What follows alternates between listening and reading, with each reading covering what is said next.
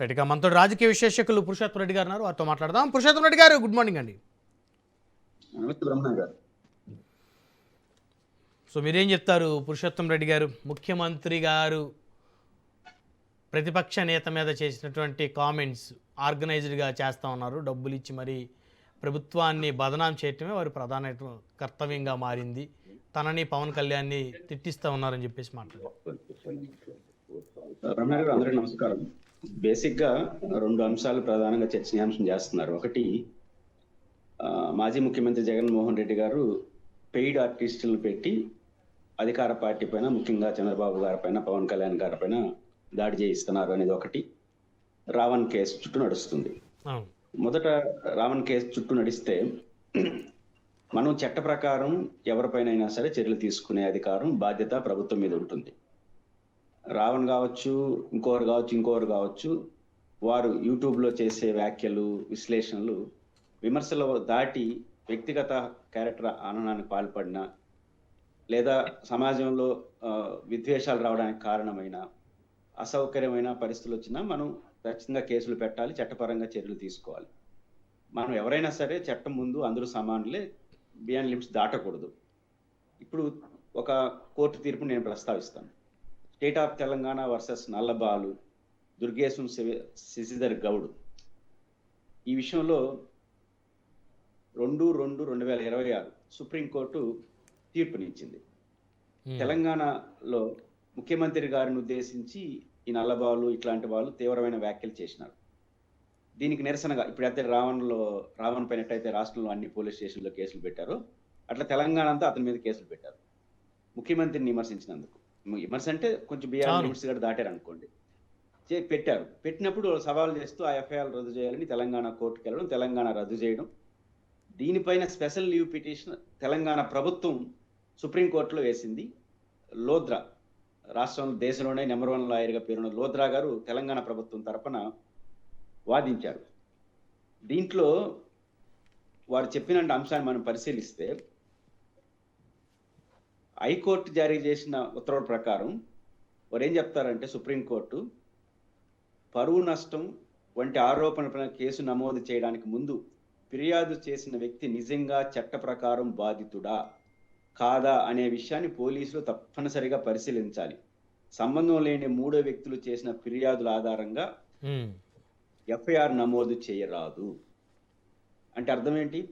ఇప్పుడు రేవంత్ రెడ్డి గారిని విమర్శించారు, పవన్ కళ్యాణ్ గారిని విమర్శించారు, జగన్ గారిని విమర్శించారు, చంద్రబాబు గారిని ఎవరొకరు విమర్శిస్తారు బాధ్యత లేకుండా. రాష్ట్రంలోని అందరి మనోభావాలు దెబ్బతింటే అన్ని పోలీస్ స్టేషన్లో కేసులు పెడతారు. అవును.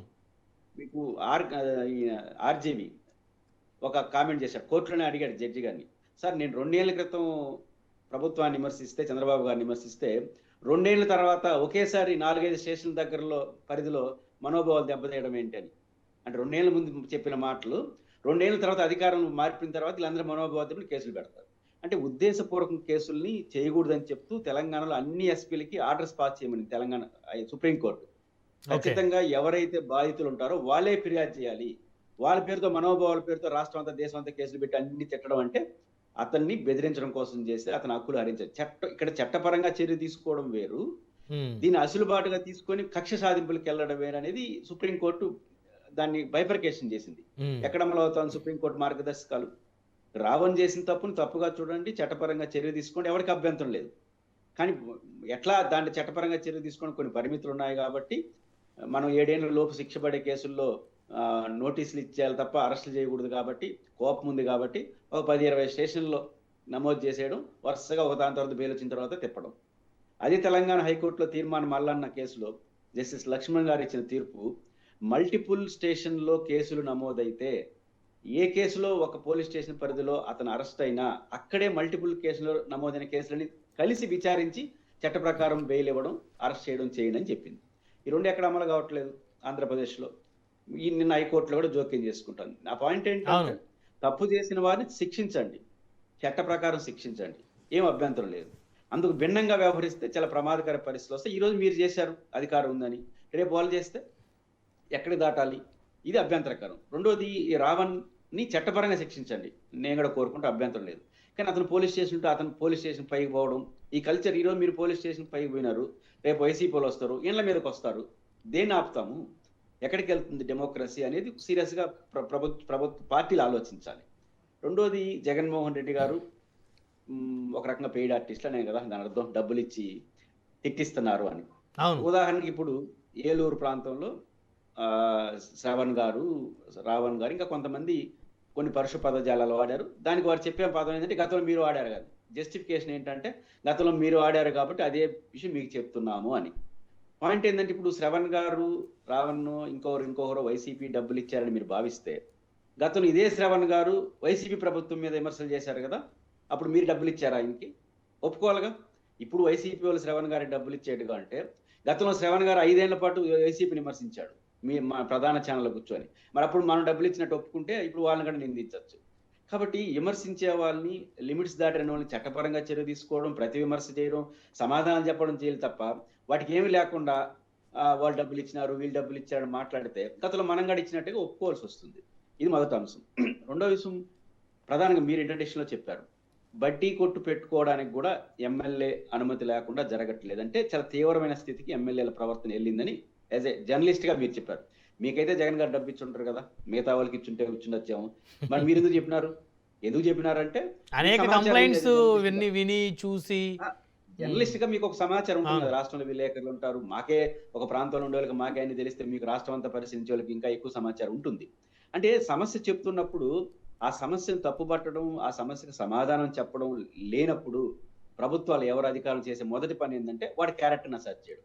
వాడు ఎవరో డబ్బులు, వాడి వెనకాల కులాన్ని, వాడి వెనకాల డబ్బులు ఉన్నాయని నేనేమంటానంటే జగన్ గారి మెప్పు కోసమే నేను మాట్లాడచ్చు, మీరు మాట్లాడచ్చు అనుకుందాం. మనం మాట్లాడుతున్న విషయాలు తప్పుబట్టి ఎందుకు నువ్వు అట్లా మాట్లాడుతున్నావు అంటే జగన్ మెప్పు కోసం అంటే అర్థం ఉంది. అలా కాకుండా మన విషయాల జోలికి వెళ్ళరు. నేరే వెనకాల జగన్ ఉన్నాడు, లేని వెనకాల చంద్రబాబు ఉన్నాడు. ఇవన్నీ ఏంటంటే పార్టీలు తప్పించుకోవడం, లేదా కులాన్ని తీయటం అంటే ఇప్పుడు ఏమంటే ఒక కులం ఉంటాడు, వాడు మాట్లాడకూడదా?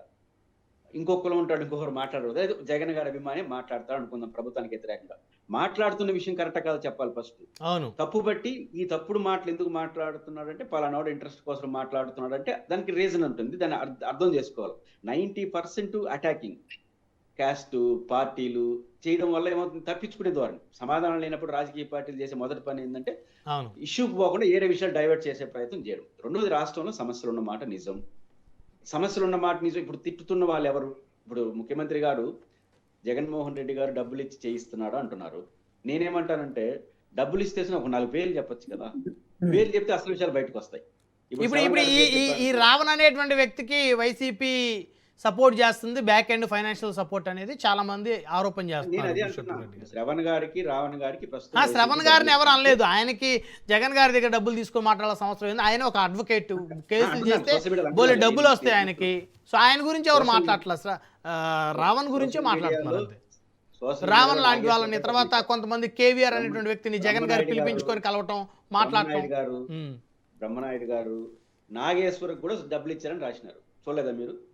చంద్రబాబు జగన్మోహన్ రెడ్డి గారు కండువా కప్పేసి నాగేశ్వర్ కూడా డబ్బులు ఇచ్చాడు జగన్ అని రాసినారు. శ్రవణ్ గారికి రాశారు, అందరికి రాస్తున్నారు. పాయింట్ ఏంటంటే వాళ్ళు ఈ రోజు చంద్రబాబు గారిని విమర్శిస్తున్నారు కాబట్టి జగన్ డబ్బులు ఇస్తున్నాడు. మరి గతంలో వాళ్ళు జగన్ విమర్శించడం మీరు డబ్బులు ఇచ్చినారా? ఒప్పుకుంటారా అని?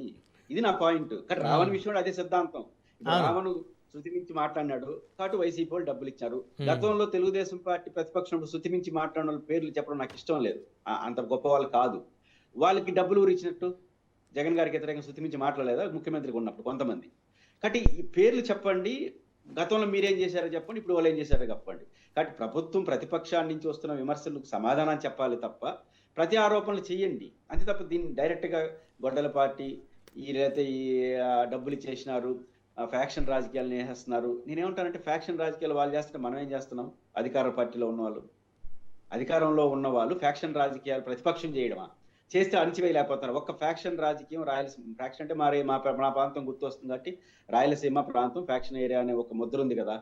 రాయలసీమ ప్రాంతంలో ఫ్యాక్షన్ నడిపిన ఈ 2 ఏళ్ల కాలంలో ఒక కేసు నమోదైందా? ఈ ప్రభుత్వం ఫ్యాక్షన్ రాజకీయాలు చేసిన కేసు నమోదు చేయడానికి ఎవరు అడ్డుకుంటాడు? మిమ్మల్ని అరెస్ట్ చేస్తే కోర్టుకు వెళ్తాడు. కానీ ఈ 2 ఏళ్ల కాలంలో తెలుగుదేశం పార్టీ అధికారంలో ఉండగా వైఎస్ఆర్ కాంగ్రెస్ పార్టీ కానీ ఇతర మీకు వ్యతిరేకంగా ఉండేవాళ్ళు ఫ్యాక్షన్ చేసిన కానీ ఒక కేసు నమోదైందా? మన పోలీసులే కదా, ఎందుకు నమోదు కాల? మరి ఎందుకు మాట్లాడతారు ఫ్యాక్షన్ రాజకీయాలని? ఉమ్, ఫ్యాక్షన్ రాజకీయాలు చేసేప్పుడు కేసులు నమోదు చేయాలి కదా, దేనికో నమోదు చేసేస్తున్నారు. ఇప్పుడు రావనాడ ఏలూరులో మాట్లాడిన దానికి ఇప్పుడు నాలుగు పోలీస్ స్టేషన్లు 5 పోలీసులు తిప్పుతున్నారు. అవును. మరి కేసు పెట్టడానికి ఏంటి ఇబ్బంది? కాబట్టి ఈ పదజాలాలు వద్దు, ఫ్యాక్షన్ రాజకీయాలు వద్దు. చెప్తున్న విషయాల్లో తప్పుడు ధోరణులు ఉంటే దాన్ని ప్రశ్నించండి.